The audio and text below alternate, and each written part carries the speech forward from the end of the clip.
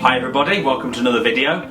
So for today I'm going to be talking about one of my favourite animations and one of the biggest debates that surrounds it. It's Halloween, and the animation I'm going to be talking about is of course The Nightmare Before Christmas. And I'm going to be talking in detail about one of the biggest debates in cinema history and probably the biggest one that surrounds that particular film, and that is of course whether it is a Halloween film or whether it's a Christmas film.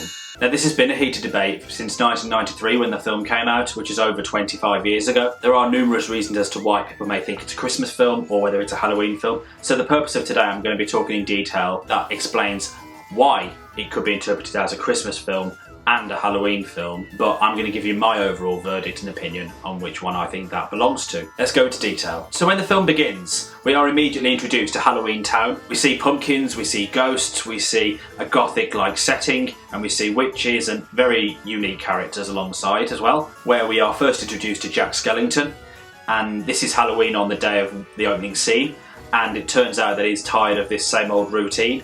And on his travels, he discovers a variety of trees along the way that represent classic holiday traditions, most significantly Christmas. He finds himself upon this unique town that's solely for Christmas, hence its name, Christmas Town, which immediately catches his attention.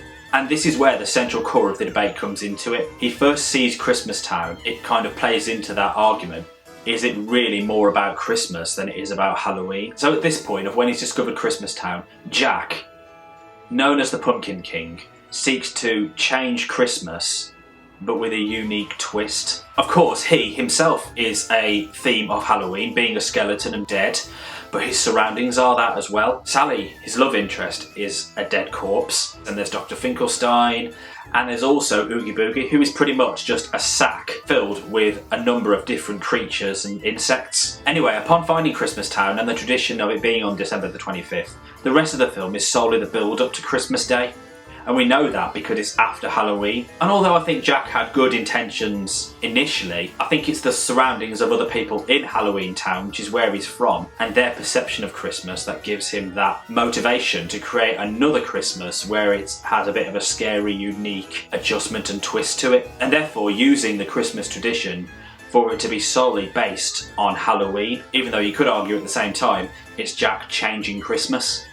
But why? Why is he changing Christmas? Is it more for Jack and his change of routine, that he wants something different? Or is it that he just wants to genuinely change Christmas? So other characters which I think distinguish between Christmas Town and Halloween Town and the general traditions between Halloween and Christmas is the particular Santa Claus, or in this case, Sandy Claus. As we've seen, he is very different to the other characters because he looks the most normal. He's not as frightening, he's not as intimidating, but yet interestingly though, he seems more arrogant than the typical Santa that we are led to believe in. So the dark tone is apparent throughout the film anyway, where you know that the whole film is building up to Jack taking over Christmas. Jack recruits 3 kids to kidnap Sandy Claus, after which he takes over that role and delivers all the presents to the children on Christmas Eve night. He still does the standard thing of what Santa Claus supposedly does when he goes into the houses and drops the presents off, but with a unique twist, because obviously we know that Christmas is a very intimate family time and it's a very personal occasion, but in this case it's the opposite. If anything, it's terrifying because Jack uses the sensitivity and the emotion of Christmas to create something more terrifying, and immediately after the child opens the box, Jack is immediately seen as a threat. No one knows who that is in the sky.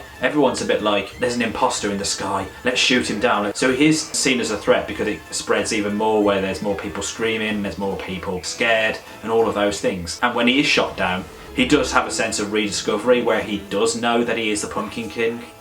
I am the Pumpkin King! He couldn't bring himself to give the people at Christmas time that sense of happiness. He did the opposite, and it's almost like it was in his nature to give them something scary. And of course, that's what Halloween is all about, giving people something scary. So in a way, The Nightmare Before Christmas is like one massive circle, and Jack does go full circle. And of course, he gets with Sally, and it's almost like everything was fine again.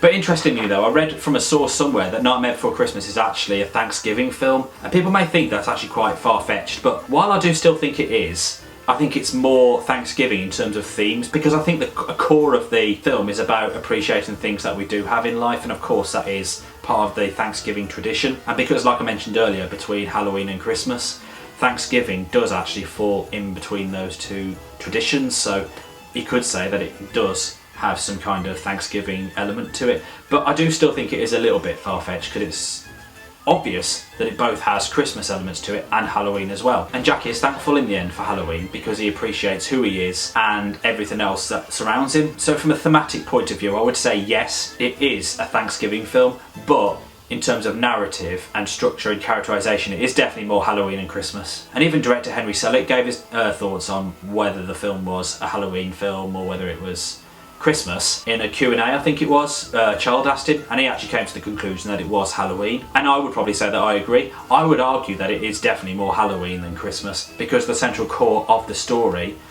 is Halloween, but he uses Christmas to create his own version of Halloween, hence why it's scary, hence why it's unique. And like I said, it goes full circle. Although it would be interesting to find out what Tim Burton's opinion is on it, because obviously it was his imagination and his concept of the story that created the film in the first place. I would have thought surely it can't be a Christmas film because Tim Burton's own unique style does blend with the Halloween tradition, you know, the gothic setting and these very ugly looking quirky characters.